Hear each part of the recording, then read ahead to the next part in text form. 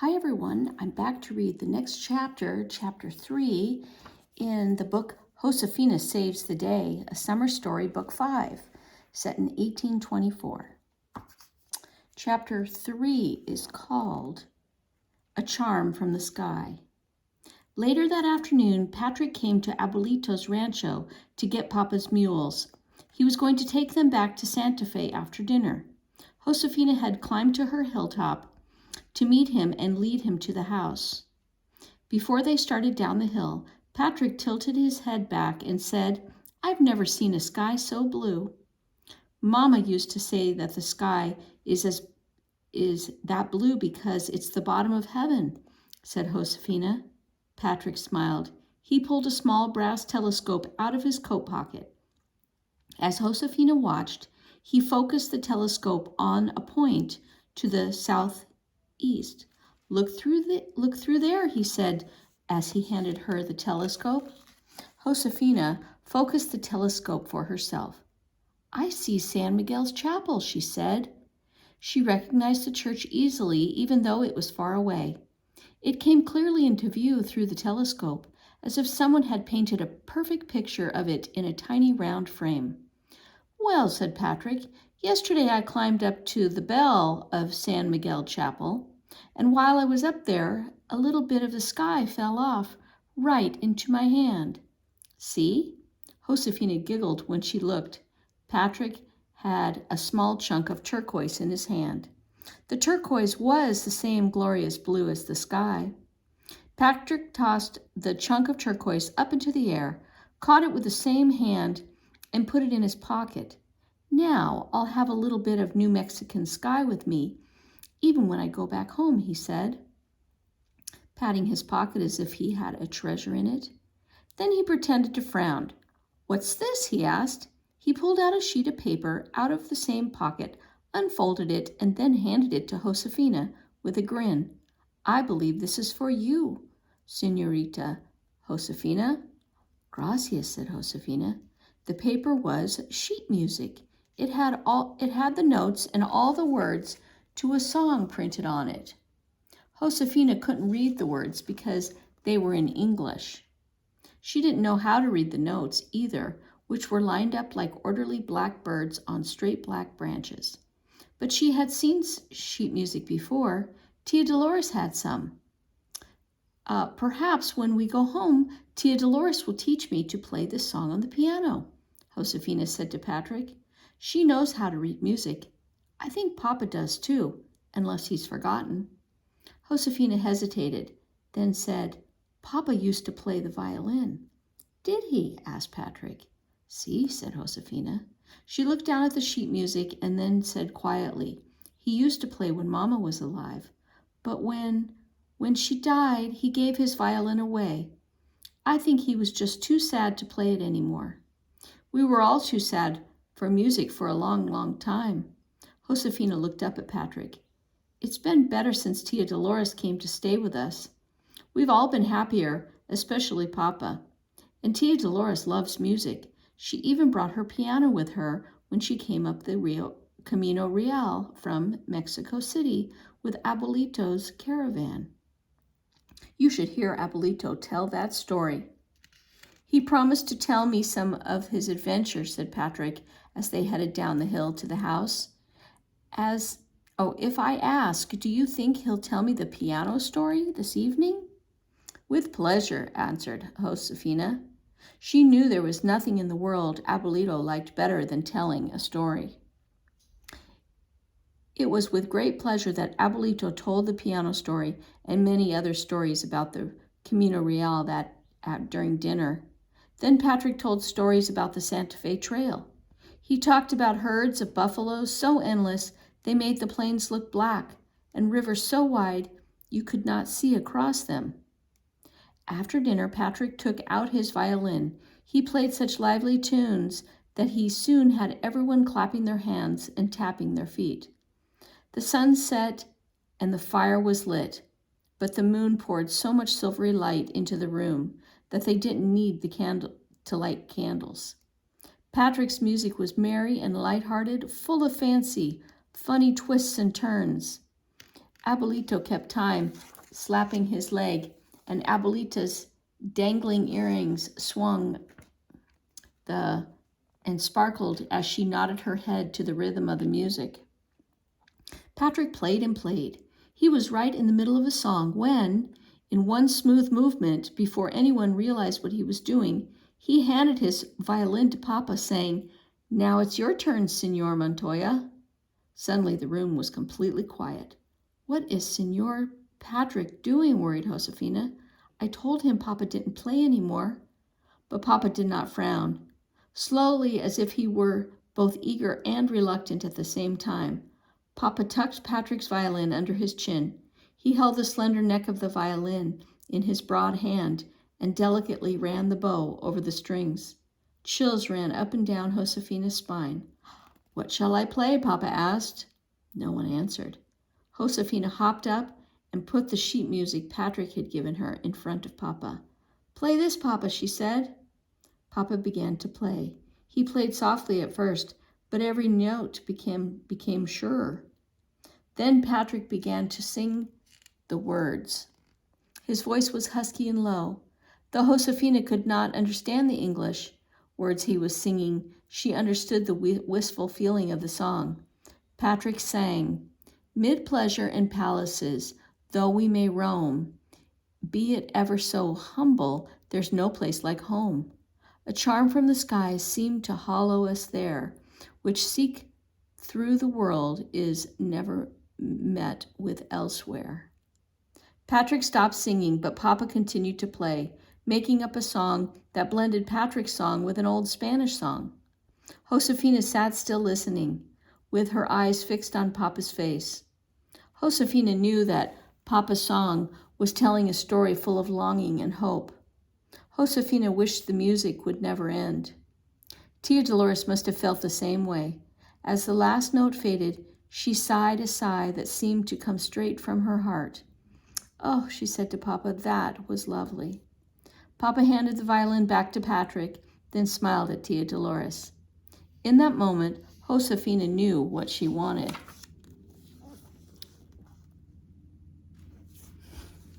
To trade for her blanket. She knew without a doubt that what her heart's desire was. She wanted Patrick's violin for Papa. No, it was much later Patrick had left, taking Papa's mules with him.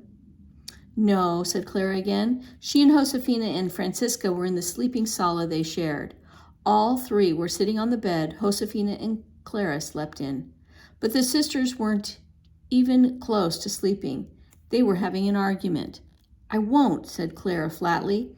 It's just not sensible." Josefina and Francisca shared an exasperated look. "But Clara," pleaded Francisca, who had agreed with Josefina's plan right away, "we need your blanket too.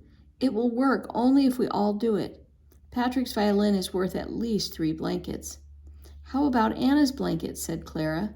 "We couldn't use it without asking her," said Josefina. "Anyway, Tia Dolores is going to trade it for books for Anna's little boys." "I want to trade my blanket for something practical too," said Clara. "It's different for you. You want that silly toy farm, and Francisca wants a mirror, which is just a luxury. I want useful things like knitting needles." "Clara," coaxed Francisca, "when we go home, I will give you all of my knitting needles. I promise, they're as good as new." "Because you never use them," said Clara. "Besides, I could get lots more than knitting needles. The Americanos pay well for woven blankets." Francisca started to say something sharp, but Josefina spoke first. "Didn't you see how happy Papa looked while he was playing Senor Patrick's violin?" Josefina asked Clara. "We have to get it for him. We just have to." "Senor Patrick will probably say no anyway," said Clara stubbornly. But Josefina could be stubborn too. "We've got to at least ask him," she said. She looked straight into Clara's eyes and said something she knew would convince her to cooperate. "The truth is, it isn't only Papa's happiness I'm thinking of. You must have seen how much Tia Dolores loved it when Papa played." She's been so kind to us. Don't you think we owe it to her to please her if we can? Think how happy she would be at home if Papa played the violin while she played her piano." Clara groaned and flopped face down on the bed. But Josefina knew that by now she was only pretending to be cross. "Oh, all right," Clara said, her voice muffled. I'll do it. God forgive me for being so foolish." Josefina and Francisca smiled at each other in triumph. They knew Clara couldn't refuse a chance to make Papa and Tia Dolores happy. The next morning, the sun shone down straight and strong. It baked out the spicy scent of the pinyon trees as the sisters and Tia Dolores walked to the plaza. A servant was with them because it wasn't safe while the traders were in town for ladies to go out without a man to protect them. The servant stayed with the sisters while Tia Dolores stepped inside a shop to trade Anna's blankets for boots. Patrick soon came up to the sisters to say hello. Even though it's very hot, Clara had been clutching her blanket tightly to her chest, but she handed it over without a murmur when Josefina and Francisca gave their blankets to Patrick. "These are beautiful," said Patrick, "and they are worth a great deal. Why are you giving them to me?" Josefina took a deep breath. "We were wondering if you would consider taking them in trade for your violin," she said in a hush. That's what she said aloud. Inside she was praying, "Please let Senor Patrick say yes." Patrick looked surprised. "But I thought you wanted the little farm," he said to Josefina. "And you told me you wanted a mirror, Senorita Francisca. And you wanted knitting needles, Senorita Clara. You could get those things and more with these blankets." "We all want the violin more than anything else," Josefina said firmly. "We want it for Papa." "Oh, Papa." He looked at the blankets and ran his hand over them. "At least," he said, "your Papa is very lucky to have daughters who love him so much. I'd be proud to trade my violin for blankets made by such good-hearted girls as you." Oh, gracias, said Senor Patrick, said Josefina with a huge smile. "It's I who must thank you for these soft blankets," Patrick said. Then he added with a chuckle, "That violin isn't very comfortable to sleep on." Josefina laughed, and Patrick went on to say, "Meet me here tomorrow afternoon at the same time, and I'll give you the violin then." "We'll be here," promised Josefina and Francisca. As Patrick walked away with their blankets, Clara shook her head. "I hope we can trust him," she said. "Of course we can," said Francisca stoutly. "Papa trusted him with the mules, didn't he?" But Clara couldn't answer because Tia Dolores had returned. "Why, girls," she said, "where are your blankets?"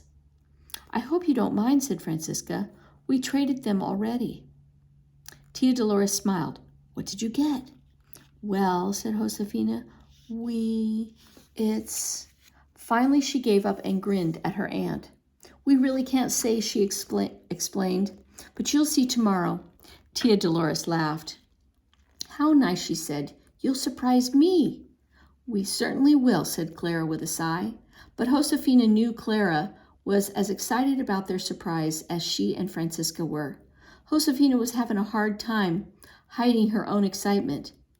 Her thoughts raced ahead to the next day. She couldn't wait to get the violin for Papa. She hoped the hours would fly by until it was time to meet Patrick. And though it was raining hard the next afternoon, the three sisters went to the plaza with a servant to meet Patrick. They stood exactly where they had told them to be. They pulled their rebozos over their heads and hunched their shoulders against the rain. Hour after hour after hour, the girls waited.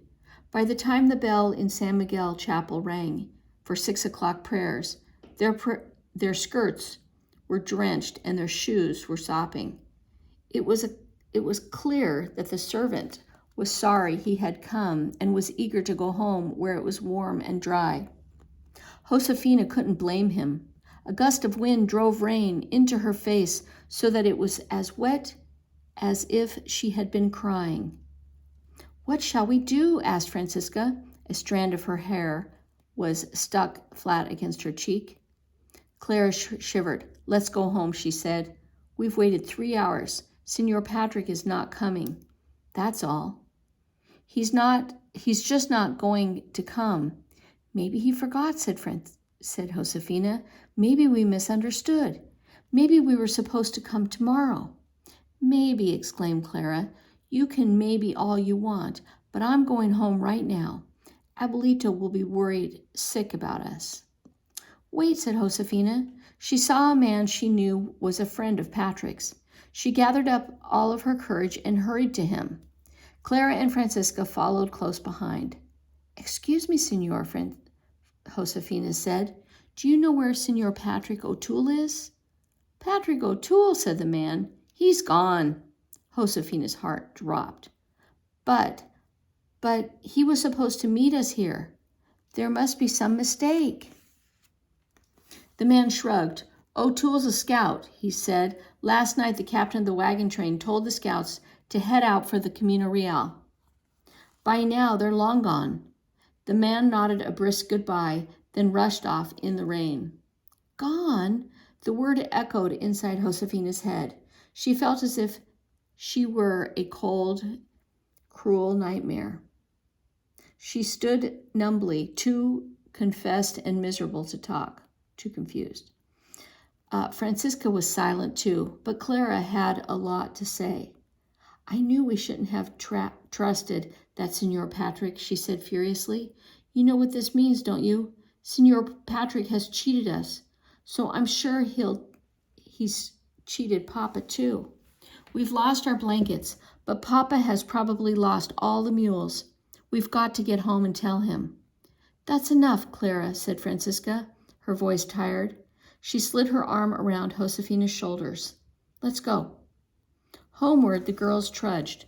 The wind swirled and the rain about them. Josefina hardly noticed. She could think only of Patrick. With all her heart, she wanted to hold on to her trust in him, but it certainly seemed that Clara was right and that Patrick had lied to them all. As they passed the toy trader, Josefina peered out from under her dripping rebozo and saw that the toy farm was gone. "Not that it matters," Josefina thought sadly. "Now I have nothing to trade it for." Sorry. But that was only a tiny disappointment compared to Patrick, what Patrick seemed to have done. "Oh, Signor Patrick," thought Josefina, "how could you betray us like this?" Okay, and that is the end of chapter 3, and next time we'll read chapter 4.